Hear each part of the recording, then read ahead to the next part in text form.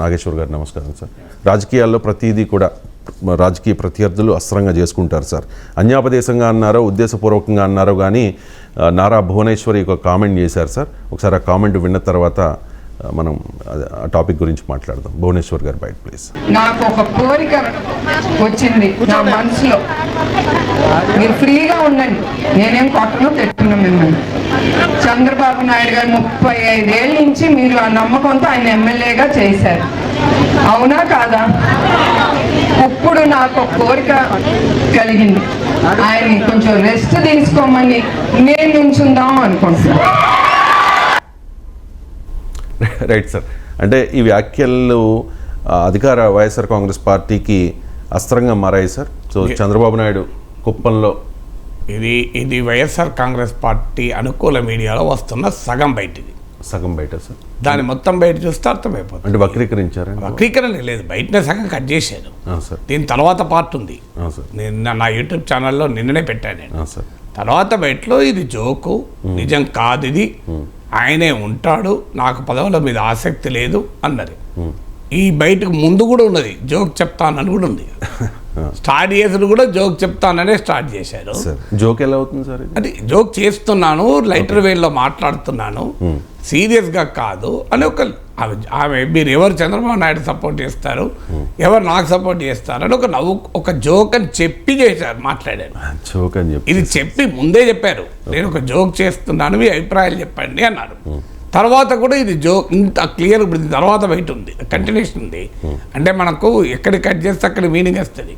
దాని తర్వాత క్లియర్గా ఉన్నది ఏంటంటే ఇది జోకు, ఇది నిజము కాదు, పదాలు ఇవే పదాలు. చంద్రబాబు ఆయనే ఉంటారు, నాకు పదవులపైన ఆసక్తి లేదు, నేను నా కంపెనీలో నా పని నేను చేసుకుంటున్నాను, సో ఇది నిజము కాదు అని చెప్పి నాకు ఇంకా దాన్ని సగం బయట కట్ చేసి అనెథికల్ పొలిటికల్ క్యాంపెయిన్ కదా ఇది. సో అందువల్ల బేసిక్ ప్రిన్సిపల్ ఏంటంటే అక్కడ ఆమె ఒక నవ్వు ఒక ఎప్పుడు ఇది కూడా అన్నారు, ఎప్పుడు సీరియస్గా మాట్లాడకూడదు, లైటర్ వేని మాట్లాడుతున్నాను అని. ఇప్పుడు లైటర్ వేన్లో ఎవరైనా జోకులు చెప్తాను, నేను అనొచ్చు, నేను ఇక టీవీలో మాట్లాడొద్దని అనుకుంటున్నాను, ఎంతకాలం మాట్లాడాలి, 40 ఏళ్ళుగా మాట్లాడుతున్నాను అన్నాను అనుకో, ఇక నేను ఎప్పుడో షోలోకి రానట.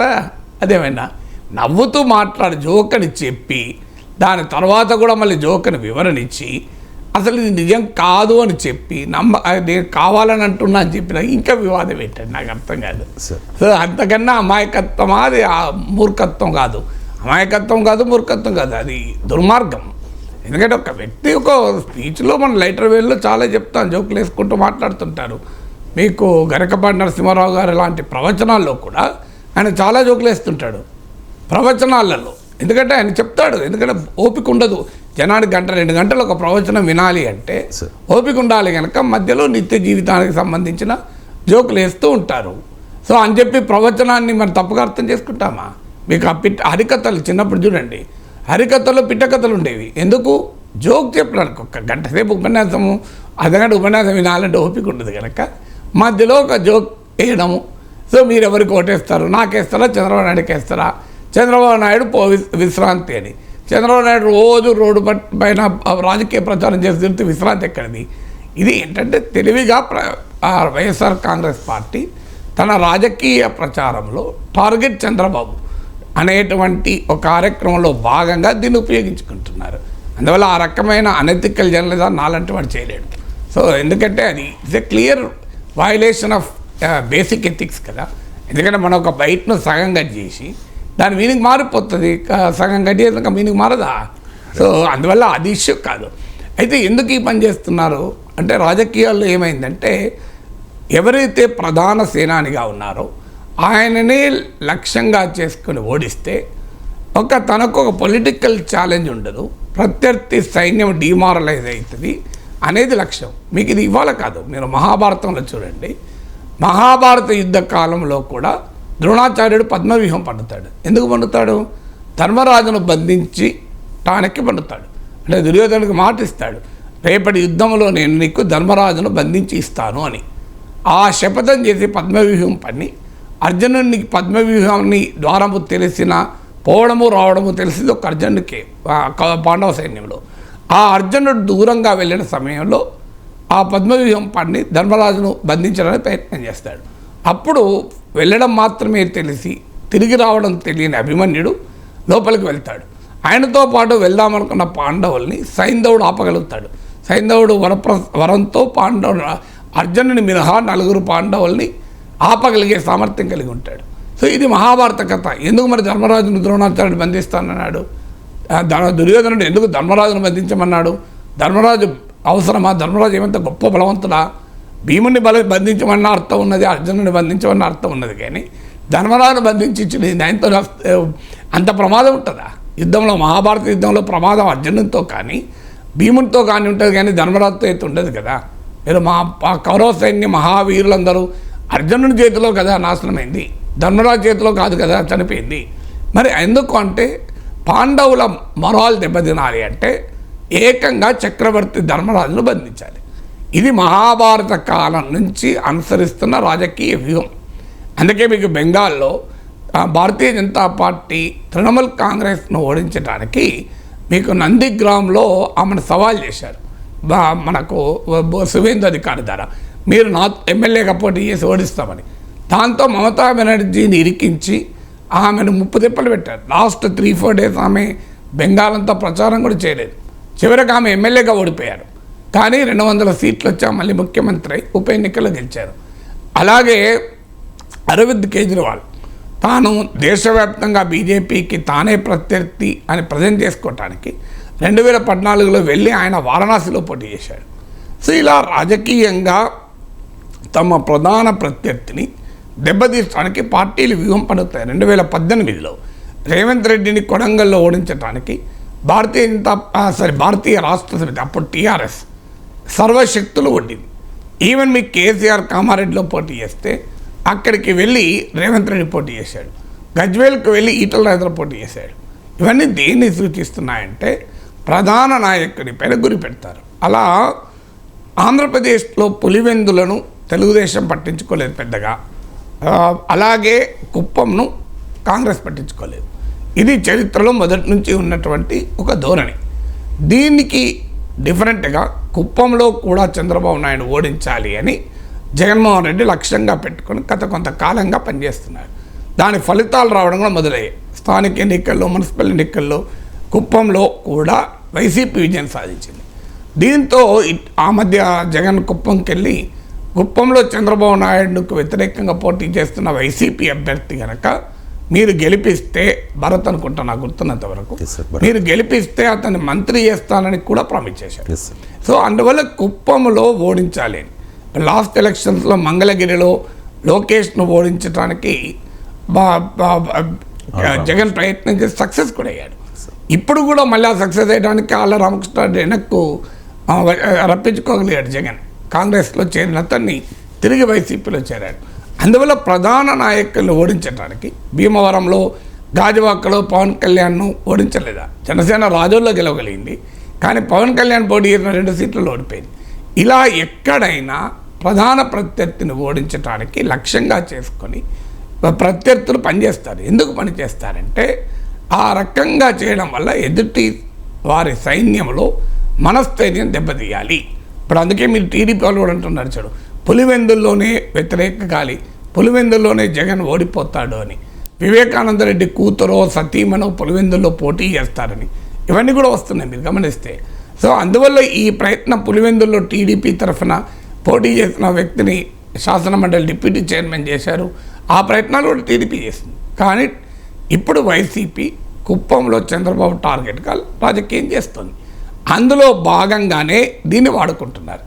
భువనేశ్వరి అన్నది ఆమె చంద్రబాబు నాయుడు రెస్ట్ ఇస్తానని కాదు, చంద్రబాబు నాయుడుకు రెస్ట్ తీసుకునే వాతావరణం కూడా లేదు. కానీ ఏ మాట అన్నా దాన్ని పట్టుకుని గుడ్డు మీద ఈకలు పీకే నేటి రాజకీయ దీనిలో ఇప్పుడు టెక్నాలజీ ఉంది కదా సార్, టెక్నాలజీ ఉపయోగించి అనని మాటలు కూడా అన్నట్టుగా చెప్తూ ఉన్నారు. లిప్సింగ్ చేసి మాట్లాడినట్టుగా కొన్ని వీడియోస్ కూడా వస్తూ ఉన్నాయి, డీప్ ఫేక్ వీడియోలు కొన్ని వస్తూ ఉన్నాయి. అలాంటి క్రమంలో ఈ మాటల్ని ముందు అన్నది నిజమే, తర్వాత అన్నది నిజమే, కానీ మధ్యలో పట్టుకుని ఇప్పుడు రాజకీయం జరుగుతోంది. వైఎస్ఆర్ కాంగ్రెస్ పార్టీ వాళ్ళు ఏమంటున్నారంటే సార్, వైఎస్ఆర్ కాంగ్రెస్ పార్టీ వాళ్ళు ఏమంటున్నారంటే అక్కడ ఓడిపోయే పరిస్థితి ఉంది కాబట్టి అక్కడ కథా స్క్రీన్ ప్లే డైరెక్షన్ అంటే ఈ మాటల వెనుక చంద్రబాబు నాయుడే ఉన్నారు అని చెప్పి వైఎస్ఆర్ కాంగ్రెస్ పార్టీ వాళ్ళు ఎద్దేవా చేసే పరిస్థితి. సాక్షిలో బ్యానర్ ఐటమ్ కూడా సార్ వాళ్ళు అలాగే సాక్షిలో బ్యానర్ ఐటమ్ నేను డిబేట్ కూడా పెట్టారు దీనిపైనే. ఎవరైనా అంతే కదా, ప్రత్యర్థి చేసేటువంటి ప్రచారం అది. కానీ ఓడిపోతానని కూడా భువనేశ్వర్ ఓడిపోతారు కదా. చంద్రబాబు నాయుడు ఓడిపోయే పరిస్థితి ఉంటే భువనేశ్వర్ గెలుస్తుందా? భువనేశ్వర్ని పెట్టి ఓడించుకుంటారు ఎవరైనా? తెలుగుదేశం పార్టీ ఓటమి భయంతోనే కుప్పంలో ఉంటే చంద్రబాబు నాయుడు పోటీ చేయడు, భువనేశ్వర్ పోటీ చేయడు, వేరే వాళ్ళని పెడతారు కదా. కామన్ సెన్స్ కదా ఇది. ఎందుకంటే చంద్రబాబు నాయుడు ఓడిపోతే ఎంత ఇబ్బందో భువనేశ్వర్ ఓడిపోతే కూడా అంతే ఇబ్బంది కదా, వేరే వాళ్ళు కాదు కదా. సో అందువల్ల భార్యను ఓడించుకుంటాడు చంద్రబాబు నాయుడు. ఎందుకు వాళ్ళిద్దరు కాకుండా వేరే వాళ్ళు ఎవరినైనా పెట్టుకుంటారు, ఏముంది కావాలనుకుంటే. చంద్రబాబు నాయుడు వేరే సీట్లో పోటీ చేయాలనుకున్నాడు, కుప్పంలో ఓడిపోతానన్న భయం ఉంది. కుప్పంలో ఆయన పోటీ చేయడు, భువనేశ్వర్ పోటీ చేయడు, వేరే వాళ్ళ బెర్త్గా పెడతారు. ఎప్పటికీ నేనే ఉండాలా, 35 ఏళ్ళుగా నేనున్నాను, కుప్పంలో రాజకీయ నాయకత్వం ఎదగకూడదా, వేరే వాళ్ళకి అవకాశాలు రాకూడదా? పులివెందులో కూడా జగన్ అదే డిమాండ్ చేస్తున్నాం, మీరు పోటీ చేయకూడదు, సామాన్యుడికి ఎందుకు ఇయ్యరు అని పెడతారు. లేదని ఒక బీసీ అభ్యర్థిని పెట్టి బీసీల సాధికారికత కొరకే నేను కుప్పం వదులుతున్నాను అంటారు. పులివెందులో కూడా మీరు వదలండి, వీధిలో ఒక ఎస్సీని పెట్టండి, మీకు నా ఎస్టీ, నా ఎస్టీ, నా బీసీ, నా మైనారిటీ అంటావు కదా, ఈ వర్గాలను జోని పెట్టండి అని సవాల్ చేయొచ్చు. ఏమున్నది తెలుగుదేశం కావాలనుకుంటే. సో పులివెందులు నీ జమీందారా, కుప్ప నా జమీందారా, ఎప్పుడు ఒకే కాన్స్టిట్యున్సీలో ఒక్కడే ఎందుకు ఉండాలి అని ఒక స్టేట్మెంట్ ఇచ్చి బయటకు రావచ్చు కదా చంద్రబాబు. అది కష్టమా? అందువల్ల ఓడిపోతామన్న భయంతోనే భువనేశ్వర్తో ఈ స్టేట్మెంట్ ఇప్పిస్తారని అనుకోను. ఎందుకంటే అది కామన్ సెన్స్ కూడా యాక్సెప్ట్ చేయదు. ఎందుకంటే అవకాశం ఉన్నప్పుడు ఓడిపోదామంటే ఇద్దరు చేయరు, సింపుల్ క్యాలిక్యులేషన్ కదా. సో అందువల్ల అది చూస్తుంటే క్లియర్గా మేము ముందు వెనకాల జోక్ అని చెప్పి నాన్ సీరియస్గా లైటర్ వేన్లో చేసిన కామెంట్. ఇలా లైటర్ వేన్లో చాలామంది నాయకులు చాలా కామెంట్లు చేస్తారు, దాన్ని ఎడిట్ చేస్తా అంటే అసలు ఏ కామెంట్ అయినా ఎడిట్ చేయొచ్చు. ఇప్పుడు నేను మాట్లాడేదాన్ని కూడా ముక్కలు చేస్తే ఇంకో మీనింగ్ వస్తుంది.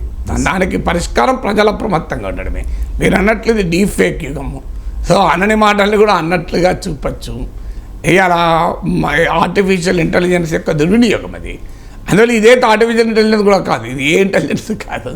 ఒక వీడియోలో ముందు పాటు పీకేసి లాస్ట్ పాటు పీకేసి మధ్యలో పాటు ఇచ్చారు. ఇప్పుడు మనం ప్లే చేసి చూపెట్టింది కూడా అందుకే. సో ఇట్లా ఎడిట్ చేసి చూపెట్టచ్చు. మీరు కావాలంటే నా యూట్యూబ్ ఛానల్ వెళ్ళి చూడండి, ఫుల్ పార్ట్ ఉంది, 1 hour 50 minutes ఏమో ఉంది. అది 1 minute 50 seconds. సో అందువల్ల ఫుల్ పార్ట్లో క్లియర్గా ఉంది అది. అందువల్ల దీనికి ఇదొక పొలిటికల్ స్ట్రాటజీలో భాగం. I don't think such cheap tactics will play. ఇలాంటి చౌకబారు ఎత్తుగడలు ఎప్పుడు రాజకీయాల్లో గొప్ప ఫలితాలు ఇస్తాయని నేనేమనుకోను. Right sir. ఇక వైఎస్ఆర్ కాంగ్రెస్ పార్టీ లోకేష్ని కూడా టార్గెట్ చేస్తోంది సార్ ప్రతిసారి. అంటే కాస్త ఎద్దేవా చేస్తూ కొన్ని సినిమాల్లో పప్పు అని అనడం, ఎందుకు రోజా అంటూ ఉన్నారు, అంబటి రాంబాబు అంటూ ఉన్నారు, రీసెంట్గా గుడివాడ అమర్నాథ్ కూడా ఒక గిన్నెలో పప్పు వేసుకుని వచ్చి మరి ఆయన వెటకారంగా చాలా టార్గెట్ చేసిన పరిస్థితి లోకేష్ని.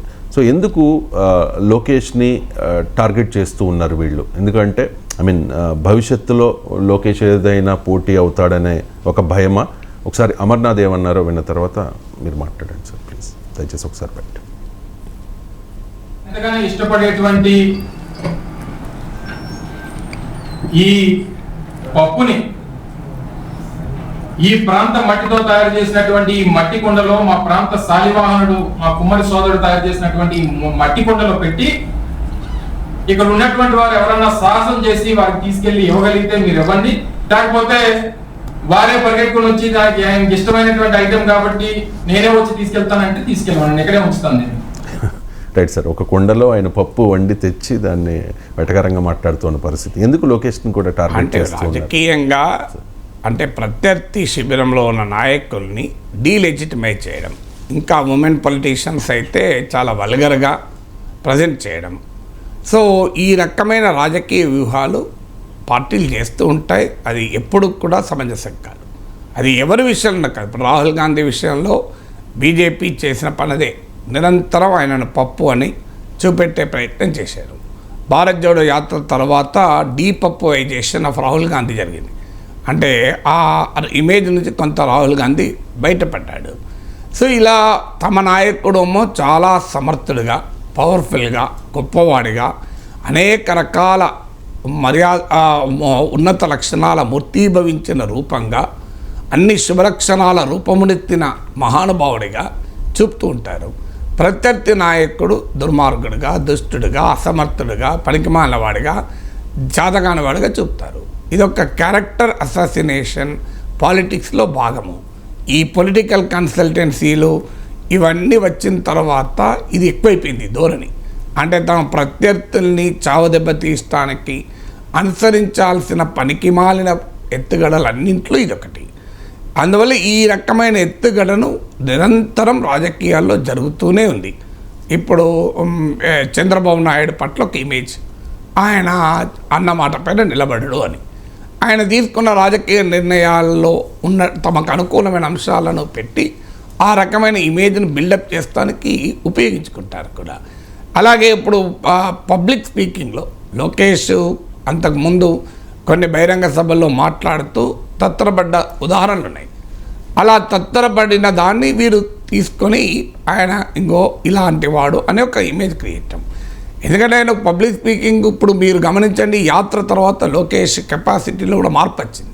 నేను గమనించింది అయితే అంటే ఎప్పుడు కూడా ప్రజల్లో ఉన్నప్పుడు ఇమేజ్లో మార్పు వస్తుంది, మన బిహేవియర్లో మార్పు వస్తుంది, మన మాట్లాడే తీరులో మార్పు వస్తుంది, మన కాన్ఫిడెన్స్ లెవెల్లో కూడా మార్పు వస్తుంది. నేను ఇది లోకేష్ యువగలం పాదయాత్ర మొదలుపెట్టిన రోజు కూడా అన్నాను, ఆయన గెలవడమా ఈ యాత్రతో టీడీపీ అధికారంలోకి రావడమా అన్నది పక్కకు పెడితే ఖచ్చితంగా ఇట్ విల్ ట్రాన్స్ఫార్మ్ లొకేషన్. ఇది మీరు ఎవరికైనా రాజశేఖర్ రెడ్డి పాదయాత్రకు ముందు ఒక ముఠా నాయకుడు, ఒక గ్రూప్ నాయకుడు, కాంగ్రెస్ పార్టీలో ముఠా అంటే తప్పుడు పదవి అవుతుంది, ఒక గ్రూప్ నాయకుడు, వర్గానికి నాయకుడు, అలాంటి వ్యక్తి అందరికీ ఆమోదయోగ్యమైన నాయకుడిగా YS Rajasekhar Reddy with in the Congress emerge అయ్యాడు, ప్రజల్లో కూడా ఎమర్జ్ అయ్యాడు. అందువల్ల ఎప్పుడు కూడా జగన్మోహన్ రెడ్డి పాదయాత్ర వల్ల ఆయన ఇమేజ్ పెరిగింది. అందువల్ల ఇవాళ లోకేష్ పాదయాత్ర వల్ల కూడా కొంత ఆయన గతంలో ఆయన పైన క్రియేట్ చేసిన ఇమేజ్ కాస్త పోతుంది. దీన్ని మళ్ళీ రిసరెక్ట్ చేయాలి అంటే లోకేష్ పనికిరాడు అని చెప్పడం ద్వారా తెలుగుదేశం పార్టీకి భవిష్యత్తు లేదు అని చెప్పడం. ఎందుకంటే మన దేశంలో ప్రాంతీయ పార్టీలు, ఆ మడకస్తే కాంగ్రెస్ పార్టీలో కూడా ఈ వారసత్వ రాజకీయాలే ఉంటాయి. అందువల్ల వారసుడు అసమర్థుడు అని చెప్పడం ద్వారా నాయకుని బలహీనపరచవచ్చు. ఇది రాచరిక కాలంలో కూడా యువరాజు అసమర్థుడు అని చెప్పడం ద్వారా రాజును బలహీనపరిచేవాళ్ళు. అందుకే యువరాజులు బలహీనులుగా ఉన్నా, అసమర్థులుగా ఉన్నా వాళ్ళని అత్యంత శక్తివంతులుగా రాజు ప్రజల ముందు చెప్పేవాడు. మీకు మహాభారతంలో విరాటపురంలో చెప్తుంటాడు ఉత్తర కుమారుడు గురించి. ఊరి ప్రజలు అంటారు, అంటే ఉత్తర గోగ్రహణం అప్పుడు అందరూ యుద్ధభూమికి వెళ్తే ఒక ఉత్తరుడే మిగులుతాడు. అప్పుడు ఉత్తరుని దగ్గరికి వచ్చి సుశర్మ వచ్చి మన ఆవుల్ని తీసుకెళ్ళాడు, మీరే కాపాడాలి, రాజుగారు మీ వీర పరాక్రమాల గురించి రోజు ఎప్పుడూ చెప్తూ ఉంటాడు, మీరే కాపాడాలి అంటాడు. అంటే అప్పుడు ఉత్తరుడు అవును నిజమే అంటాడు. అంటే ఉత్తరుడు ప్రగల్భాల మనిషి అని అందరికీ తెలుసు. అందువల్ల ఆ ఉత్తరుణ్ణి అసమర్థుడు కాదు, బలవంతుడని తండ్రి ప్రజలకు చెప్పేవాడు. సో అలా ఆనాటి నుంచి ఈనాటి వరకు కూడా రాజకీయాల్లో వారసుడు బలహీనుడైతే నాయకుడు బలహీనుడవుతాడు. ఎందుకంటే ప్రజల్లో విశ్వాసం పోతుంది. ఎందుకంటే చంద్రబాబు నాయుడు తర్వాత అవునన్నా కాదన్నా లోకేష్ నాయకుడు, లేదా వేరే వాళ్ళకి నాయకత్వం ఇవ్వాలి, ఇస్తారా ఇవ్వరు. కాంగ్రెస్ పార్టీలో గాంధీల కుటుంబం దాటి నాయకత్వం ఎవరికి ఇవ్వడం లేదు కదా. సో అందువల్ల టీడీపీకి భవిష్యత్తు లేదు అని ఒక నరేటివ్ని బిల్డ్ చేసే క్రమంలో వైసీపీ లోకేష్ని అటాక్ చేస్తుంది. నిజంగానే లోకేష్ అంత అసమర్థుడైతే వైసీపీ ఇగ్నోర్ చేయొచ్చు మీరు అన్నట్లు, అసలు ఆయన పట్టించుకోవాల్సిన అవసరమే లేదు కదా. లోకేష్ పైన భయంతో వైసీపీ లోకేష్ని అటాక్ చేస్తున్నాయి అనుకోను. ఎందుకంటే లోకేష్కి ఎందుకు భయపడుతుంది వైసీపీ, కానీ లోకేష్ అసమర్థుడు అని చెప్పడం ద్వారా తెలుగుదేశానికి భవిష్యత్తు లేదు. ఎందుకంటే చంద్రబాబు నాయుడు రాజకీయంగా అసమర్థులని చెప్తే ఎవరు యాక్సెప్ట్ చేయరు. ఎందుకంటే ఆయన 14 ఏళ్ళు ముఖ్యమంత్రిగా ఉన్నాడు, 10 ఏళ్ళు ప్రతిపక్ష నేతగా ఉండి కూడా మళ్ళీ ముఖ్యమంత్రి కాగలిగాడు, జాతీయ రాజకీయాల్లో పాత్ర పోషించాడు. చంద్రబాబు నాయుడు ఆయన ఒక మాట పైన నిలబడడు, ఒక రాజకీయ విధానానికి కట్టుబడి ఉండడు. ఇలాంటి విమర్శలు ప్రత్యర్థులు చేయొచ్చేమో కానీ ఆయన రాజకీయంగా అసమర్థుడు అని ఎవరు అనలేరు. సో ఎందుకంటే ఇది ప్రూవెన్ క్యాపబిలిటీ కదా, ఎన్నిసార్లు టీడీపీని గెలిపించాడు. అందువల్ల లోకేష్ను అలా చూపడం ద్వారా వైసీపీ చంద్రబాబు నాయుడుకు వారసు లేడు కనుక టీడీపీకి భవిష్యత్తు లేదు అని చెప్పదలుచుకుంది. దాంతోపాటు జూనియర్ ఎన్టీఆర్ యాంగిల్ పట్టుకొచ్చి లోకేష్ సమర్థుడు కాదు కనుక జూనియర్ ఎన్టీఆర్ను తీసుకురావాలి అని పార్టీలో టీడీపీలో అంతర్గతంగా ఒక ఫైట్ క్రియేట్ చేయడం. దీనికి మంగళగిరిలో లోకేష్ ఓడిపోవడము, ఆయన ఐటీ మినిస్టర్గా ఎమ్మెల్సీగా రావడము, ఇవన్నీ కూడా వైసీపీకి కలిసి వచ్చాయి. ఇప్పుడు ఏమైనా మంగళగిరిలో గెలిస్తే ఆటోమేటిక్గా ఇమేజ్ ట్రాన్స్ఫార్మ్ అవుతుంది. అందువల్ల లోకేష్ టార్గెట్ చేయడం ద్వారా టీడీపీకి ఫ్యూచర్ లేదు అని చెప్పడం. Right sir. పోయిన చోటే వెతుక్కోవాలని అంటారు కదా సార్ పెద్దలు. 2019 ఎన్నికల్లో భీమవరంలో ఓడిపోయారు పవన్ కళ్యాణ్. ఇప్పుడు అక్కడి నుంచి పోటీ చేయడానికే అంతా కూడా గ్రౌండ్ ప్రిపేర్ చేసుకున్నట్టుగా కనిపిస్తోంది. నిన్న టీడీపీ అండ్ జనసేన 2 పార్టీల నాయకులతో కూడా ఆయన మాట్లాడారు. అక్కడ 2019లో ఆయన మీద పోటీగా ఉన్న పులపర్తితో కూడా ఆయన ఇంటికి వెళ్ళి మాట్లాడారు. చాలామంది టీడీపీ నాయకులతో ఆయన భేటీ అయ్యారు. సో 2019కి ఇప్పటికీ ఎటువంటి మార్పు వచ్చిందని పవన్ కళ్యాణ్ భీమవరాన్ని మళ్ళీ ఎంచుకున్నట్టు? మార్పు అలా అంటే ఎక్కడో కాడైతే పోటీ చేయాలి కదా. అవును సార్. మరి ఎక్కడ జనసేన రాజోల్లో గెలిచారు, ఇంకెక్కడ అంటే రాజోలు ఎంచుకుంటాడా? అందువల్ల ఎప్పుడు కూడా ఆ పవన్ ఒక్కసారి ఓడిపోతే నెక్స్ట్ టైం కూడా అక్కడే ఓడిపోవాలని రూల్ ఏం లేదు. ఒకసారి గెలిస్తే మళ్ళీ అక్కడ గెలవాడన్న గ్యారంటీ లేదు. అలా అంటే కొడంగల్లో రేవంత్ రెడ్డి 2018లో ఓడిపోయాడు. మళ్ళీ ఆయన దేన్ని ఎంచుకున్నాడు? కొడంగల్లో ఎంచుకున్నాడు కదా, వేరేదాన్ని ఎంచుకోలేదు కదా. ఆయన రేవంత్ రెడ్డి కామారెడ్డిలో పోటీ చేసాం అందరికీ తెలుసు. అది కేసీఆర్ మీద చేయాలని చేశాడు తప్ప కొడంగల్లో మళ్ళీ భారీ మేడతో గెలిచాడు కదా. అందువల్ల రాజకీయాలు ఎప్పుడూ స్టాటిక్గా ఉండవు, రాజకీయాలు డైనమిక్గా ఉంటాయి, మార్పులు జరుగుతూ ఉంటాయి. కనుక మా లాస్ట్ ఎలక్షన్స్కు కంపల్సరీగా అలాగే జరుగుతుందని కాదు. లాస్ట్ ఎన్నికల్లో కూడా ఆయన భారీ మెజార్టీతో ఓడిపోలేదు. నాకు గుర్తున్నంత వరకు అరౌండ్ 8,000 చేంజ్ అనుకుంటా ఓడిపోయింది. అందువల్ల ఆ సీట్లో మళ్ళీ పోటీ చేయడం ద్వారా ఈ 8,000 ఓట్లు పెంచుకోవడం అనేది అసాధ్యం కాదు.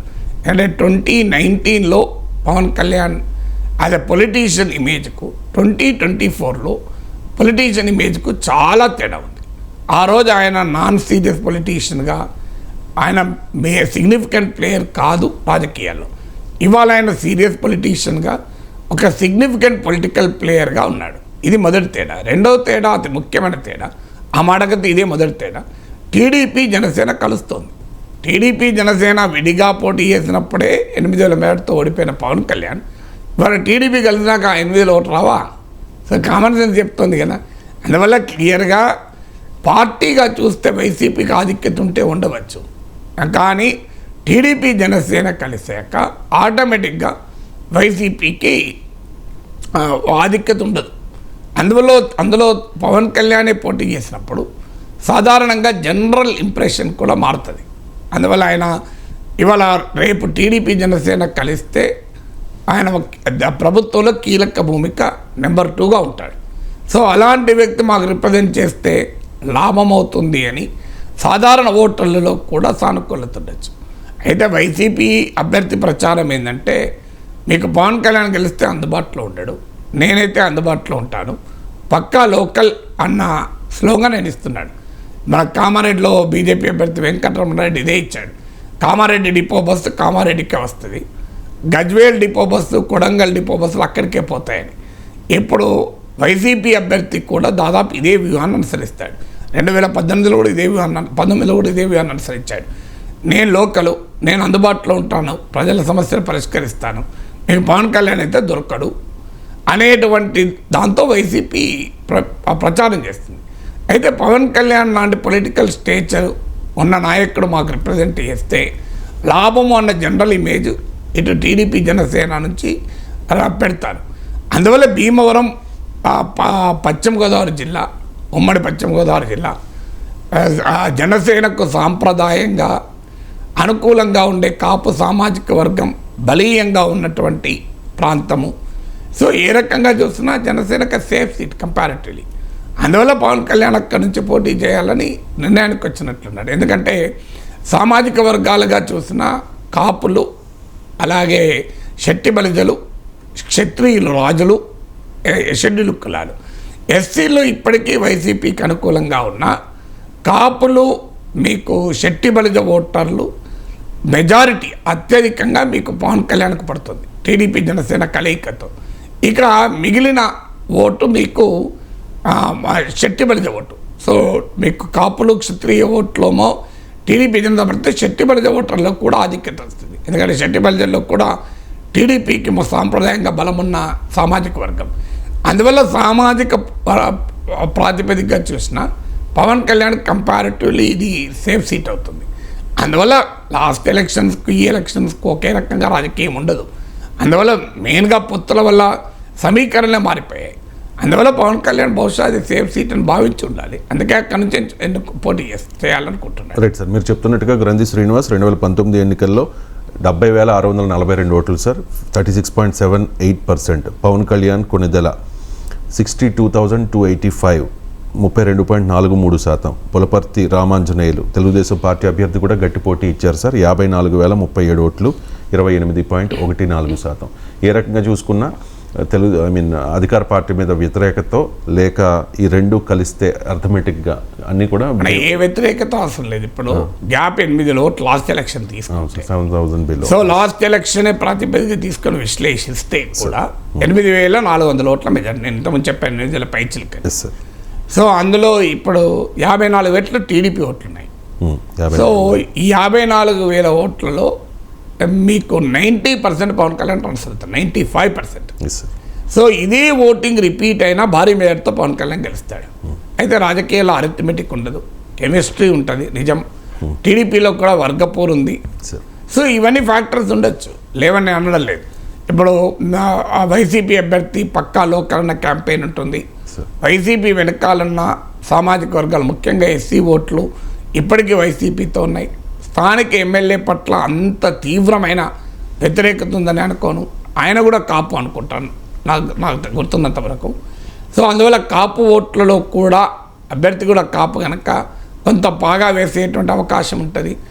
ఉమ్మడి ఇప్పుడు జిల్లా హెడ్ క్వార్టర్స్ కూడా భీమవరం, అంటే మొదటి నుంచి కూడా జిల్లా హెడ్ క్వార్టర్ భీమవరం పశ్చిమ గోదావరికి. సో ఈవెన్ జిల్లాల మార్పులో కూడా ఆ జిల్లా హెడ్ క్వార్టర్స్ పోలేదు. ఇలా కొన్ని ఫ్యాక్టర్స్ వైసీపీ చెప్పినా స్టిల్ అరిథమెటిక్ అనేది ఓవర్వేమింగ్గా పవన్ కళ్యాణ్కి అనుకూలంగా ఉంటుంది. కెమిస్ట్రీలో కూడా పెద్ద తేడా వస్తుంది అనుకోండి. ఎందుకంటే పవన్ కళ్యాణ్ అభ్యర్థి కాకపోయినా కూడా టీడీపీ జనసేనల మధ్య ఓట్ల బదిలీ క్లియర్గా అవుతున్నది. ఎక్కడ ఓట్ల బదిలీ ఇబ్బంది అవుతుంది అంటే ఒకే రెండు పార్టీలకు చెందిన బలము ఉన్న అభ్యర్థులు ఉన్న చోట ఇబ్బంది అవుతుంది. మీకు అది జక్కంపేటలో మీకు ఇలాంటి వాటిలో ఆ సమస్య రావటానికి కూడా కారణం అది. సో ఇతర నియోజకవర్గాల పరిస్థితి రావచ్చు. ఇక్కడికి వచ్చేవరకు ఏంటంటే టీడీపీలో ఏ అభ్యర్థి కూడా పవన్ కళ్యాణ్కు సమౌజ్జి కాదు. అందువల్ల జనసేన తరఫున వేరే అభ్యర్థి పోటీ చేస్తే ఏమైనా ఓట్ ట్రాన్స్ఫర్ కొంత గొప్ప తగ్గితే తగ్గచ్చేమో, కానీ అది కూడా లేదు వాస్తవానికి ఇప్పుడున్న రాజకీయ పరిస్థితుల్లో. అందులో పవన్ కళ్యాణే పోటీ చేస్తే టీడీపీలో ఇక ఈక్వల్లీ కంపారబుల్ క్యాండిడేట్ ఉండడు. అందువల్ల ఇది ఓవర్వేమింగ్గా TDP vote Pawan Kalyan transfer అవుతుంది. సగటు తెలుగుదేశం ఓటర్లలో అభిమానుల్లో శ్రేణుల్లో కూడా పవన్ కళ్యాణ్ పట్ల సానుకూలత కూడా ఉంది. అంటే పవన్ కళ్యాణ్ చంద్రబాబు నాయుడు తెలుగుదేశం కష్టాల్లో ఉన్న సమయంలో ఆయన రాజకీయ అడుగులు పడ్డాయి. టీడీపీతో పొత్తును ప్రకటించాడు రాజమండ్రి సెంట్రల్ జైలు సాక్షిగా. అందువల్ల టీడీపీ శ్రేణుల్లో పవన్ కళ్యాణ్ పట్ల చాలా సానుకూలత ఉంది. పవన్ కళ్యాణ్ జనసేన మద్దతు లేకుండా ఇవాళ తెలుగుదేశం మళ్ళీ గెలుస్తుంది అని చెప్పే పరిస్థితి కూడా లేదు. ఎందుకంటే అది రేపు ఒకవేళ చంద్రబాబు నాయుడు మళ్ళీ ముఖ్యమంత్రి అయితే దానికి single most contributing factor Pawan Kalyan అవుతాడు. అందువల్ల ఈ గుడ్ విల్ కూడా టీడీపీ శ్రేణుల్లో అభిమానుల్లో పవన్ కళ్యాణ్ పట్ల ఉంది. అందువల్ల ఏ రకంగా చూసినా పవన్ కళ్యాణ్కి భీమవరం సేఫ్ సీట్ అవుతుంది. Right sir. దాంతోపాటు ఇంకో కామెంట్ చేశారు సార్, కులాల ప్రస్తావన తీసుకొచ్చారు. అక్కడ చాలామంది కుల నాయకులతో కూడా మాట్లాడారు. కులాలను విచ్ఛిన్నం చేసే ప్రయత్నం చేస్తూ ఉన్నారు జగన్మోహన్ రెడ్డి అని ఆరోపించడంతో పాటుగా నేను కాపుల కోసం పార్టీ పెట్టలేదు అని మాట్లాడారు సార్. అంటే కాపుల పార్టీ అనే ఒక ముద్ర ఉంది, అప్పుడు ప్రజారాజ్యం పార్టీ కానీ ఇప్పుడు జనసేన పార్టీ కానీ. ఆ ముద్ర జరుపుకునే ప్రయత్నం ఎందుకు చేస్తూ ఉన్నారు? అంటే మిగిలిన వర్గాలను కూడా ఆకట్టుకునే ప్రయత్నమా ఇది? అంటే సహజంగా దానికన్నా ఇంకా ముఖ్యమైన క్వశ్చన్ కంపారిజన్ ఏంటంటే సాధారణంగా ఎన్నికల సమయంలో అందరినీ కలుపుకోవాలి, కులాల తమ అందరినీ కలుపుకోవడే ప్రయత్నం చేస్తారు. కానీ దానికన్నా ముఖ్యమైనది ఏంటంటే తమ కులం ఓట్లు కాపాడుకుంటారు, కుల ఐడెంటిటీని అస్తిత్వాన్ని గుర్తు చేస్తుంటారు. నరేంద్ర మోడీ స్థాయి నాయకుడు, నరేంద్ర మోడీ ఏ కులానికి నాయకుడు కాదు, ఏ ప్రాంతానికి నాయకుడు కాదు, ఏ రాష్ట్రానికి నాయకుడు కాదు, ఆయన భారతదేశంలో మోస్ట్ పాపులర్ లీడర్. అలాంటి నరేంద్ర మోడీ కూడా తాను ఓబీసీ అని గుర్తు చేస్తున్నాడు. నిజంగా చెప్పాలంటే ఓబీసీ అస్తిత్వంతో మోడీ ప్రైమ్ మినిస్టర్ కాలే, ఆయన హిందుత్వ అస్తిత్వంతో ప్రైమ్ మినిస్టర్ అయ్యాడు. కానీ హిందుత్వ అస్తిత్వం అన్నప్పుడు హిందువులు అందరూ, కానీ అందులో నేను కొందరికి అని చెప్పాల్సిన పరిస్థితి మోడీకి ఎందుకు వస్తుంది? ఎందుకంటే ఓబీసీ ఓట్లు కావాలి కనుక తన ఓబీసీ ఐడెంటిటీని ప్రధానమంత్రి, అది కూడా నరేంద్ర మోడీ స్థాయి నాయకుడు చెప్తున్న సమయంలో సహజంగా ఓట్ల కొరకు తాను ఎవరో చెప్తూ ఉంటారు. సో అలా మీకు రాహుల్ గాంధీ కూడా ఒక దశలో తాను జంధ్యం వేసుకున్న బ్రాహ్మణుణ్ణి అని గుర్తు చేశాడు కూడా. పుష్కర్కు వెళ్ళి పితృదేవతలకు సమర్పించిన సమయంలో. సో అందువల్ల ఇలా రాజకీయ నాయకులు తమ అనుకూల కుల అస్తిత్వాన్ని ఎన్నికల సమయంలో ప్రదర్శిస్తుంటారు. ఇప్పుడు ఈటల రాజేందర్ మీకు ఉదాహరణ, ఆయన బయలుదేరినప్పుడు యాంటీ కేసీఆర్ నాయకుడిగా, తర్వాత ఓబీసీ నాయకుడిగా, ఎన్నికలకు వచ్చేవరకు ముదిరాజు నాయకుడిగా ప్రజెంట్ చేసుకున్నాడు. అందువల్ల మీకు పరేడ్ గ్రౌండ్స్లో పెద్ద ముదిరాజుల సభ పెట్టారు మీరు గుర్తిస్తే. సో అందువల్ల అలా చాలామంది నాయకులు ఎన్నికల సమయంలో కులం గుర్తొస్తుంది, కులం గుర్తొచ్చి ప్రజలకు గుర్తు చేస్తారు. ఆ పని పవన్ కళ్యాణ్ కూడా గతంలో చేశాడు, చేయలేదని కాదు. మీరు మీటింగ్లు గమనిస్తే ఇదివరకు కాపుల ప్రస్తావన పవన్ కళ్యాణ్ తెచ్చేవాడు కాదు గత ఎన్నికలప్పుడు. ఈ ఎన్నికలప్పుడు పదే నేను కాపు బిడ్డను కాదని అనగలనా?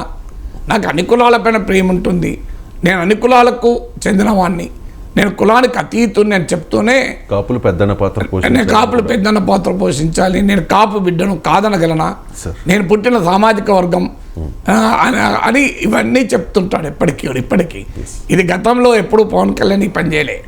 ఎందుకంటే అదే కారణం, కాపు ఓట్లు అవసరం కనుక. మరి భీమవరంలో తాను పోటీ చేసే చోట తాను కాపుల కొరకు పార్టీ పెట్టలేదు అని ఎందుకు అనాల్సి వచ్చింది? పవన్ కళ్యాణ్ కాపుల కొరకు పార్టీ పెట్టాడని ఎవరు అనలేరు. పవన్ కళ్యాణ్ కాదు, చిరంజీవి కూడా కాపుల కొరకు పార్టీ పెట్టలేదు. చిరంజీవిని కానీ పవన్ కళ్యాణ్ కానీ కాపుల నాయకుడిగా చూడడం కూడా కరెక్ట్ కాదు. అది ఈ రెండు వారి అభిమానుల్లో కూడా కాపులే లేరు, అంతవరకు నిజం. కానీ అదే సమయంలో ఆనాడు ప్రజారాజ్యమైనా ఈనాడు జనసేనకైనా కాపులు పెద్ద సంఖ్యలో ర్యాలీ అవుతున్నారన్నది నిజం. మరీ ముఖ్యంగా కాపు యూత్ పవన్ కళ్యాణ్ వెనకాల ర్యాలీ అవుతున్నారు. అయితే ఆంధ్రప్రదేశ్లో ఉన్న సమాజంలో ఉన్న ప్రాబ్లం ఏంటంటే కొన్ని కులాల మధ్య చారిత్రకంగా వైరుధ్యం ఉంది. ఇప్పుడు కాపులకు కమ్మలకు పడదు, ఇది అందరికీ తెలిసిన విషయమే ఇది మనకు. అలాగే కాపులకు శెట్టి బలిజలకు దళితులకు ఈ రకమైన సోషల్ కాంట్రడిక్షన్స్ మీకు ఆంధ్రప్రదేశ్ సమాజంలో చాలా పాయింటెడ్గా ఉన్నాయి. మీకు అగ్రకులాలకు దళితులకు, అందుకే సుండూరు కారంచేడు లాంటి ఘటనలు అయ్యాయి. మీరు అమలాపురంలో చూసాం, దళితులకు ఇతర సామాజిక వర్గాలకు. ఇంట్రెస్టింగ్ ఏంటంటే కాపులకు శెట్టి బలిజలకు గ్యాప్ ఉంది, శెట్టి బలిజలకు దళితులకు గ్యాప్ ఉంది, కాపులకు దళితులకు కూడా గ్యాప్ ఉంది. ఇవాళ కాపులకు శెట్టి బలిజలకు మధ్య కొంత ఐక్యత ఏర్పడుతుంది యాంటీ దళిత్ యాక్సిస్లో. సో ఇలాంటి సమాజంలో రాజకీయం చేస్తున్నారు కనుక అక్కడ పవన్ కళ్యాణ్ వచ్చి పోటీ చేస్తే ఆటోమేటిక్గా కాపుల అసర్షన్ పెరుగుతుంది. మీకు జగన్మోహన్ రెడ్డి 2014 ఎన్నికల సమయంలో నేను విశ్లేషించి చెప్పాను, చూడు జగన్మోహన్ రెడ్డికి నష్టం కలగబోతున్న అంశం ఇది అని. అదే జరిగింది, 2% ఓడిపోయారు. ఎప్పుడైతే జగన్ రంగంలోకి దిగాడో జగన్కి కాస్త అడ్వాంటేజ్ ఉంటుంది అనే వాతావరణం వస్తే మాల యూత్ మెయిన్గా గ్రామాల్లో పెద్ద ఎత్తున అసెప్ట్ చేసుకోవడం మొదలుపెట్టారు. ఎందుకంటే అందులో మాల క్రిస్టియన్ క్లియర్గా జగన్ వెనకాలన్నారు. గ్రామాల్లో వీరు ఎప్పుడైతే అసెప్ట్ చేసుకోవడం మొదలుపెట్టారో ఇతర ఓటర్లు, ముఖ్యంగా అగ్రకుల ఓటర్లలో తీవ్రమైన వ్యతిరేకత వచ్చింది. అది వైసీపీకి బాగా నష్టం చేసింది 2014లో. అంటే ఏ రాజకీయ పార్టీ అయినా వారి వెనకాల ఉన్న సామాజిక పునాది, తమ నాయకుడు అధికారంలోకి వస్తాడు, తమ పార్టీ అధికారంలోకి వస్తుందనుకున్నప్పుడు అసెప్ట్ చేసుకుంటారు. ఇప్పుడు పవన్ కళ్యాణే పోటీ, కాపులు ప్రధాన సామాజిక వర్గం. నాకు తెలిసినంతవరకు భీమవరంలో హయ్యెస్ట్ పాపులేషన్ ఉన్న కాస్ట్లో కాపులు అసెప్ట్ చేసుకోవడం మొదలు పెడితే కాపు వర్సెస్ శెట్టి బలిజ, కాపు వర్సెస్ మాల, ఈ సోషల్ కాంట్రడిక్షన్స్ ముందుకు వస్తాయి. వచ్చినప్పుడు అది పవన్ కళ్యాణ్కి నష్టం జరుగుతుంది. రాజకీయ ప్రత్యర్థులకు కూడా ఆ సోషల్ కాంట్రడిక్షన్ రెచ్చగొడుతూ ఉంటారు. అయితే వైసీపీ అభ్యర్థి కూడా ఇక్కడ కాపు, అది వేరే విషయం, బట్ జనరల్గా రెచ్చగొడుతుంటారు. అందువల్ల ఆ పరిస్థితి రాకుండా ఉండాలి కనుక కాపుల నాయకుడిగా పవన్ కళ్యాణ్ చూస్తే, కాపు నేతగా పవన్ కళ్యాణ్ చూస్తే, కాపుల పార్టీగా జనసేనని చూస్తే ఆటోమేటిక్గా ఇతర సామాజిక వర్గాలు, ముఖ్యంగా శెట్టి బలిజలు, మాలలు, కాపులకు రాజులకు అంత పెద్ద కాంట్రడిక్షన్ ఉండకపోవచ్చు, కానీ వీళ్ళలో వ్యతిరేకత వచ్చేటువంటి అవకాశం ఉంటుంది. ఇక్కడే కాదు, మీరు టీడీపీ జనసేన పొత్తులు ఈసారి ఆ రెండు పార్టీలకు ఛాలెంజింగ్ అంశం ఏంటంటే, కమ్మ కాపులు ఇద్దరు కూడా సిగ్నిఫికెంట్గా ఉన్న చోట తెలుగుదేశం అభ్యర్థి కనుక తెలుగుదేశం పోటీ చేస్తే పొత్తులో కమ్మలు ఓవర్ అసెట్ చేసుకున్నా, లేదా జనసేన పోటీ చేసిన చోట కాపులు ఓవర్ అసెట్ చేసుకున్నా టీడీపీ జనసేన పొత్తులో సవాల్ ఎదురవుతుంది. అందువల్ల వాళ్ళ క్యాండిడేట్ మా పార్టీ అని భావించి కనుక వీళ్ళు అనుకుంటే, ఆ జాగ్రత్త వీళ్ళు పడకపోతే అదే జరుగుతుంది. అందువల్ల ఇక్కడ కూడా పవన్ కళ్యాణ్ బహుశా తాను పోటీ చేస్తున్నప్పుడు కాపులు గణనీయంగా ఉన్న సీటు కావడము, కాపులు జనసేన వెనకాల ర్యాలీ అయ్యే అవకాశం ఉంటుంది కనుక over assertion of Kapu identity, ఇతర సామాజిక వర్గాలు, ముఖ్యంగా కాపులకు సోషల్ కాంట్రడిక్షన్స్ ఉన్న శెట్టి బలిజలు దూరం అయితే పవన్ కళ్యాణ్ నష్టం. ఎందుకంటే ఇప్పుడు అక్కడ శెట్టి బలిజలు కూడా ఎక్కువ ఉన్న కాన్స్టిట్యున్సీలో అదొకటి. అంటే టాప్ 3-4 కాస్ట్లు తీసుకుంటే మీకు కాపులు, ఎస్సీలు, రాజులు, క్షత్రియులు, మీకు శెట్టి బలిజలు వస్తారు. అందువల్ల ఇతర సామాజిక వర్గాల ఓట్లు పోయే ప్రమాదం ఉంటుంది కనుక ఆ రకమైన మెసేజ్ వాళ్ళకి ఇవ్వడం, అలాగే జనసేన వెనకాల ఉండే అగ్రెసివ్గా ఉండే కాపు సోషల్ బేస్కి కూడా, కాపు యూత్కి కూడా పవన్ కళ్యాణ్ ఒక మెసేజ్ పంపాడు. ఇన్ అవర్ ఇంట్రెస్ట్ ఆల్సో మీరు అడ్డగోలుగా అసెట్ చేసుకోకండి, ఇది నష్టం జరుగుతుంది, పవన్ కళ్యాణ్ అందరి వాడు, ఈ యాంగిల్తో మీరు ప్రచారం చేయండి, మా నాయకుడు మా పార్టీ అని మీరు కనుక అసెట్ చేసుకుంటే అది నష్టం జరుగుతుందని కూడా తన మద్దతుదారులకు కూడా, ముఖ్యంగా కాపు యూత్ కూడా పవన్ కళ్యాణ్ ఒక మెసేజ్ ఇచ్చాడు. Right sir. దాంతోపాటుగా టీడీపీ, జనసేన, బీజేపీ ఈ 3 పార్టీలు కలవడానికి చాలా కష్టపడ్డాను అని కూడా పవన్ కళ్యాణ్ మాట్లాడారు సార్. అంటే భారతీయ జనతా పార్టీ చాలా అయిష్టంగా ఉంది, చాలా ఒత్తిడితో నేను పొత్తుకు ఒప్పించాను అని చెప్పి ఈయన చెప్పేస్తూ ఉన్నారు, పవన్ కళ్యాణ్ చెప్తున్నారు. అంటే భారతీయ జనతా పార్టీ ఇప్పటిదాకా అఫీషియల్గా ఏమీ ప్రకటించలేదు పొత్తు ప్రకటన. టీడీపీ పొత్తును బీజేపీ అయిష్టంగానే ఒప్పుకుందా, ఇలా ఓపెన్గా చెప్పడాన్ని ఏ రకంగా అర్థం చేసుకోవాలి పవన్ కళ్యాణ్? అంటే అది ఓపెన్గా కనబడుతుంది కదా, ఇప్పటి వరకు ప్రకటించలే బీజేపీ అంటే మీనింగ్ ఏంటి? అదే సార్. ఒకవేళ ఇప్పుడు జనసేన టీడీపీ పొత్తు ఎప్పుడు ప్రకటించారు? చాలా రోజులైంది కదా. మరి ఇష్టంగా ఉంటే ఇష్టమా అనేది కరెక్ట్ పదం కాదు. అయిష్టంగా ఉంటే బీజేపీ ఎందుకు పొత్తు పెట్టుకుంటుంది?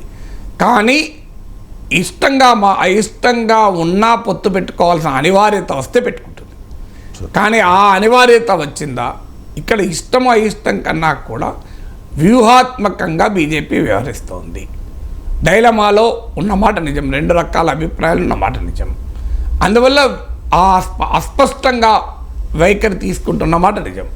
అందువల్ల ఇది పబ్లిక్ నాలెడ్జ్లో ఉన్నప్పుడు పవన్ కళ్యాణ్ ఆ మాట ఎక్నాలెడ్జ్ చేయడం వల్ల తప్పేమీ లేదు, అందరికి కనబడుతున్నది కదా, ఇందులో ఏమి సీక్రెట్ కాదు. బీజేపీలో ఆ అయిష్టత ఒక పెద్ద సెక్షన్లో ఉంది, టీడీపీ జనసేనతో కలవకూడదని. రాష్ట్ర నాయకత్వంలో ఒక సెక్షన్ భిన్నమైన అభిప్రాయాలు ఉన్నాయి. అందుకే మధ్యలో ఒకరు వచ్చి బీజేపీ నాయకుడే ముఖ్యమంత్రి కావాలి అంటారు. సో అందువల్ల ఈ ఛాలెంజెస్ ఉన్నమాట నిజం. అందువల్ల బీజేపీలో దానికి ఏదైనా పేరు పెట్టండి, అస్పష్టత అనండి, అయిష్టత అనండి, డైలమా అనండి, మీరు ఇంకా అస్తవ్యస్తంగా ఉందనండి, పదాలు ఏమైనా వాడండి, స్టిల్ జనసేనలో ఉన్నంత క్లారిటీ బీజేపీలో లేదు. అది అవగాహన లోపం కాదు, అది వ్యూహాత్మకం. అందువల్ల బీజేపీ చివరి నిమిషం వరకు తేల్చుకొని ఒక రాజకీయ వాతావరణం ఉన్నప్పుడు తేల్చుకోకపోవడం వల్ల ఈ కూటమి ముందుకు పోవడానికి ఇబ్బంది జరుగుతున్నప్పుడు, ఎందుకంటే అభ్యర్థులు ఇంకా ప్రకటించలేదు, అభ్యర్థి సీట్లు ఇంకా వీళ్ళు 2 పార్టీలే ప్రకటించుకోలేదు, ఎన్ని సీట్లు పోటీ చేస్తారో తెలియదు. ఇలాంటి వాతావరణానికి కారణం బీజేపీ తెలుసుకోవడమే. సో అందువల్ల పవన్ కళ్యాణ్ ఆ పాయింట్ అనడం ద్వారా ఒకటి ప్రజలకు కళ్ళ ముందు కనబడుతున్న వాస్తవాన్ని అంగీకరించకపోతే కూడా రాజకీయంగా ప్రజలు యాక్సెప్ట్ చేయరు. ఇట్స్ ఏ క్లియర్ కేస్గా కనబడుతుంది ఎంతకాలం బొక్కాయిస్తో బీజేపీ విషయంలో. రెండవది ఆ మాట అనడం ద్వారా టీడీపీ కూడా ఒక మెసేజ్ పవన్ కళ్యాణ్ ఇచ్చాడు. మీరు ఏదో నా బలంతోనే నన్ను చూడకండి, నా వల్ల మీకు బీజేపీ కూడా కలిసి వస్తుంది, అందువల్ల my bargaining power is more అని కూడా చంద్రబాబు నాయుడుకు చెప్పడం కదా. సో నేను రావడమే కాకుండా నేను ఇంకోని తీసుకొని వస్తున్నా అంటే మీరు నాకు ఎంత ప్రాధాన్యత ఇవ్వాలి, నేను నా బలాన్ని చూసి నాకు ప్రాధాన్యత ఇవ్వాలి, ఇంకో పార్టీని పట్టుకొచ్చినందుకు కూడా నాకు కలిపి అదనంగా ఎక్స్ట్రా ప్రియారిటీ ఇవ్వాలి అని కూడా పవన్ కళ్యాణ్ ఒక మాట చెప్పడం. అందువల్ల ఈ కూటమిలో పవన్ కళ్యాణ్ స్ట్రెంగ్త్ను పెంచుకునేటువంటి ఒక ప్రయత్నం.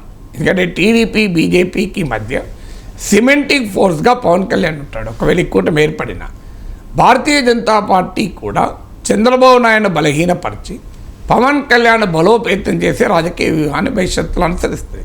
మీరు చూస్తూ ఉండండి, ఇవాళ చెప్తే జనానికి ఈ జ్యోతిష్యులాగా అనిపించవచ్చు, ఏదో కావాలని అంటున్నట్టు అనిపించవచ్చు, కానీ రాజకీయాలను 30-40 ఏళ్ళుగా చూస్తున్న వ్యక్తిగా కాన్ఫిడెంట్గా చెప్పగలను, చంద్రబాబు నాయుడు బలహీనపరిచి పవన్ కళ్యాణ్ బలపరిచేటువంటి పని బీజేపీ చేస్తుంది. ఎందుకంటే మీకు బీహార్లో అదే పని చేస్తున్నారు. మీకు లోక్ జనశక్తి పార్టీ ద్వారా నితీష్ కుమార్ను బలహీనపరుస్తూ బీజేపీని బలపరిచేటువంటి పని ఎల్జేపీ చేసింది.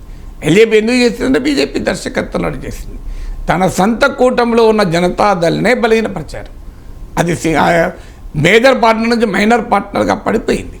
మహారాష్ట్రలో కూడా శివసేనతో పొత్తు పెట్టుకొని బీజేపీ అదే చేసింది. శివసేనను సీనియర్ పార్ట్నర్ నుంచి జూనియర్ పార్ట్నర్ స్థాయికి తగ్గించింది. ఇప్పుడు ఆంధ్రప్రదేశ్లో కూడా టీడీపీని సీనియర్ పార్ట్నర్ స్థాయి నుంచి తగ్గించే పని బీజేపీ చేస్తుంది. ఇందులో సొంతగా పార్టీకి బలం లేదు కనుక మీకు బీహార్ మహారాష్ట్రలోమో బీజేపీకే సొంతగా బలం ఉంది. అందువల్ల అక్కడ నితీష్ కుమార్ని కానీ ఇక్కడ ఉద్ధవ్ ఠాక్రేని కానీ బలహీనపరిస్తే ఆ ప్రయోజనం నేరుగా బీజేపీనే పొందింది. అందువల్ల బీజేపీకి ఆ నాయకత్వం ఆ బలం ఉండడం వల్ల ఆంధ్రప్రదేశ్లో ఆ బలము నాయకత్వం లేదు కనుక తాత్కాలికంగా పవన్ కళ్యాణ్ను ఉపయోగించుకొని పవన్ కళ్యాణ్ బలపరిచే క్రమంలో బీజేపీ తాను బలపడుతూ ఈ ప్రక్రియలో చంద్రబాబు నాయుడు బలహీనపరిచే పని చేస్తారు. సో ఆ పనికి కూడా పవన్ కళ్యాణ్ అసర్షన్ ఉపయోగపడుతుంది. అందుకే పవన్ కళ్యాణ్ నేనే పట్టుకొచ్చాను అనడం ద్వారా బీజేపీ భవిష్యత్తులో పవన్ కళ్యాణ్ భుజాల మీద తుపాకీ పెట్టి చంద్రబాబు నాయుడు అటాక్ చేసినా ఆశ్చర్యపడాల్సింది లేదు.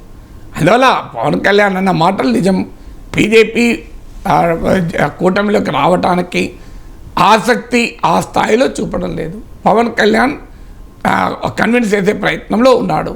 అల్టిమేట్గా బీజేపీ తనకు ప్రయోజనం అనుకుంటేనే నిర్ణయం తీసుకుంటుంది. పవన్ కళ్యాణ్ చెప్పాడనో పవన్ కళ్యాణ్ కన్విన్స్ చేశాడనో మాత్రం నిర్ణయం తీసుకోదు.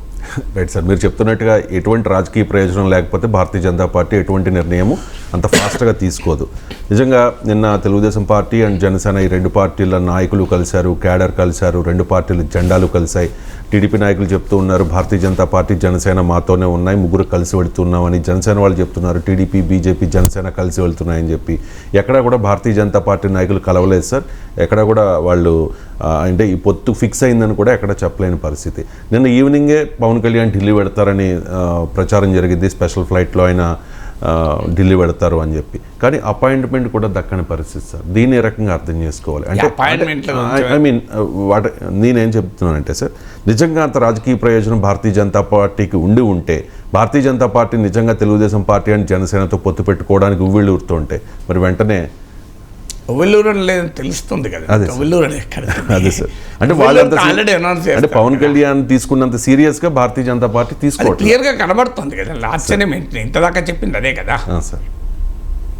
రైట్ సార్, ఒకసారి వైఎస్ షర్మిల అంశం కూడా మనం మాట్లాడుకుందాం సార్. వైఎస్ఆర్టీపీ ఒక విఫల ప్రయత్నం తర్వాత ఏపీ కాంగ్రెస్ చీఫ్గా బాధ్యతలు చేపట్టారు. నెల తర్వాత చూస్తే అంటే మీకేమనిపిస్తోంది, మీ విశ్లేషణ ఏంటి? ఎటువంటి ప్రభావం చూపించగలిగారు? కాంగ్రెస్ పునరుజ్జీవం సాధ్యమవుతుందా ఎలక్షన్స్ మీద? ఏపీ ఎలక్షన్స్ మీద షర్మిల ప్రభావం ఎంతవరకు ఉండవచ్చు? అంటే ఇందులో 3 ప్రశ్నలు. ఒకటి, షర్మిల కాంగ్రెస్లో చేరడం వల్ల షర్మిలకు ఎంత ప్రయోజనం జరిగింది?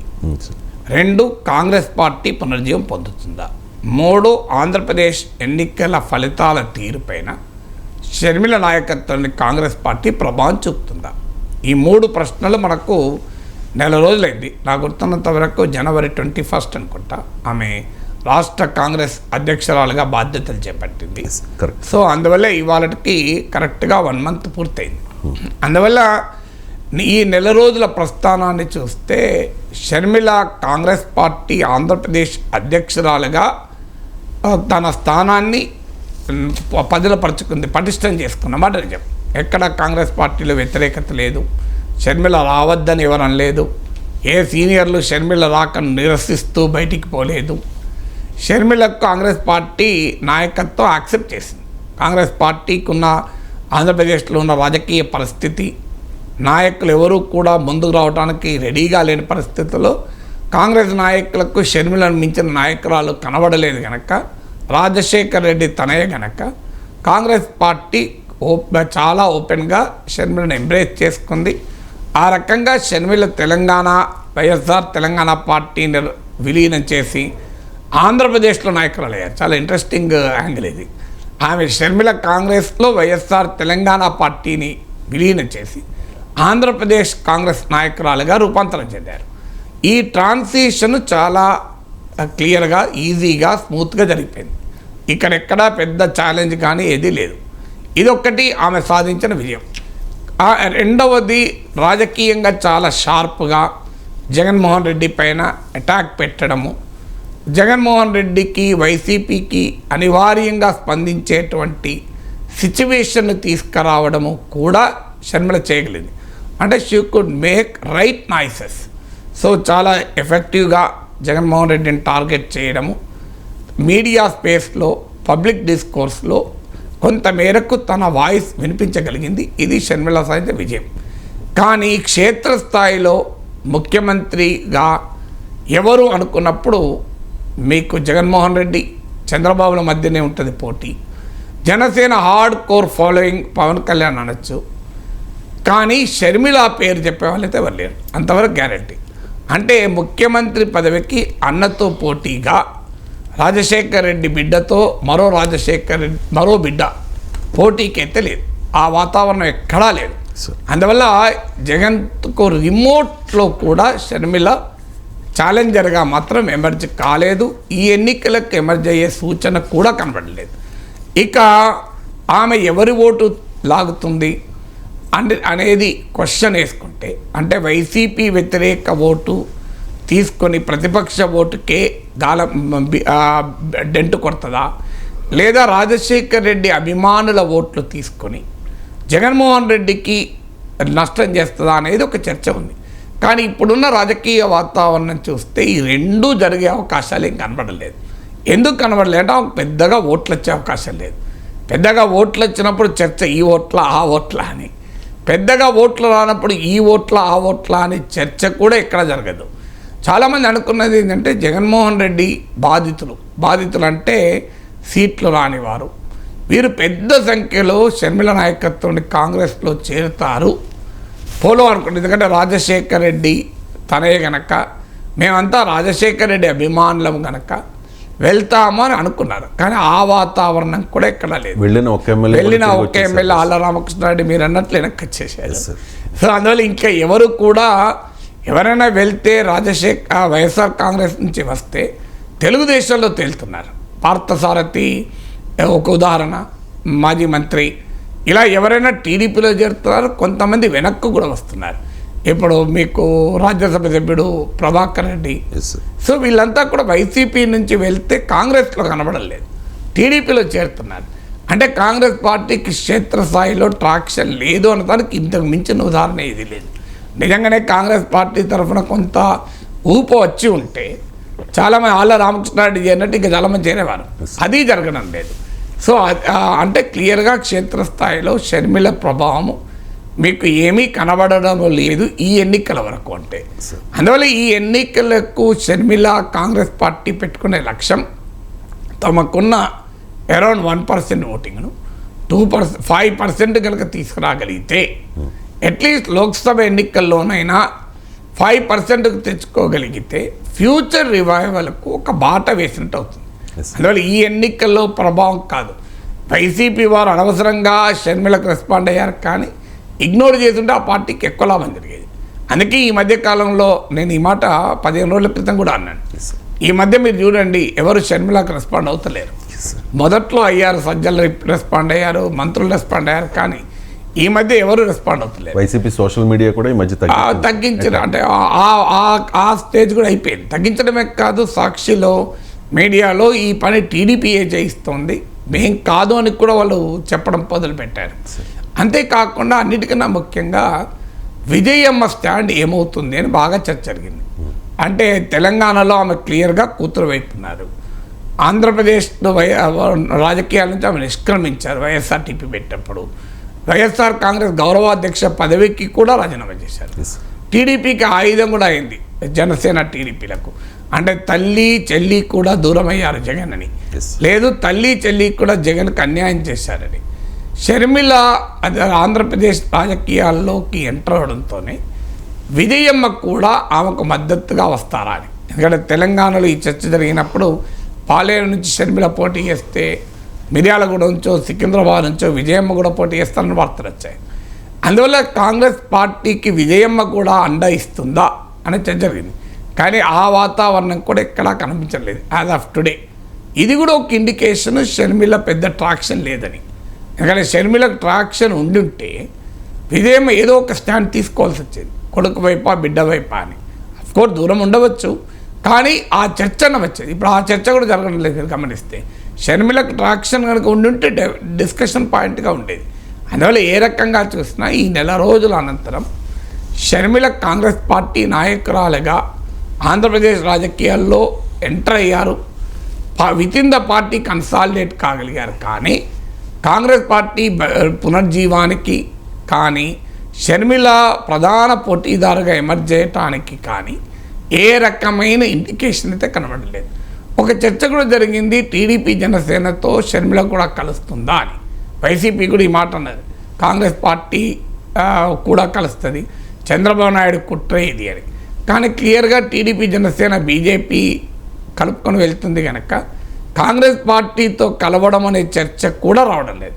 సో అందువల్ల ఏ రకంగా చూసినా షర్మిల ఆంధ్రప్రదేశ్ కాంగ్రెస్ ప్రయోగం ఈ ఎన్నికలకు మాత్రం పెద్దగా ఇంపాక్ట్ చూపేటువంటి అవకాశం అయితే కనిపించలేదు. Right sir, thank you so much sir.